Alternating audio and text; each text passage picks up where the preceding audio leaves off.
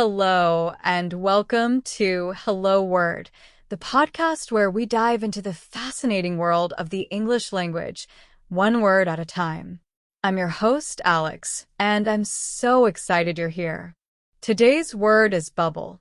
It's a B1 level noun that means a small air-filled ball. Let's explore what makes this word so fun and useful in everyday English.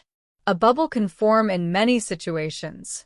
You might see bubbles rising to the surface of your soda, or maybe you've blown bubbles from a wand dipped in soap.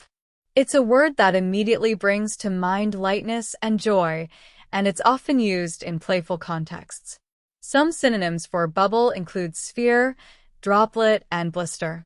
For example, you could say, "The cat played with a small sphere of soap until it popped," or "Raindrops sometimes look like tiny droplets on the window." Antonyms for bubble might include solid, block, or mass, as these words describe things that are dense or firm, rather than light and airy. You could contrast the two by saying, unlike a solid, a bubble is fragile and easily bursts. In everyday life, bubble isn't just about air-filled balls.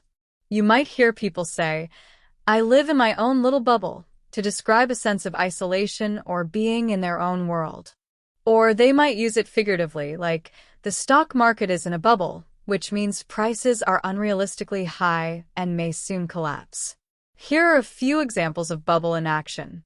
She loved blowing soap bubbles in the park with her kids. A single bubble floated to the top of the boiling water. He felt like he was living in a bubble after spending so much time working from home. Thank you for joining me today to learn all about bubble. We've explored its definition, synonyms, antonyms, and how it fits into everyday language.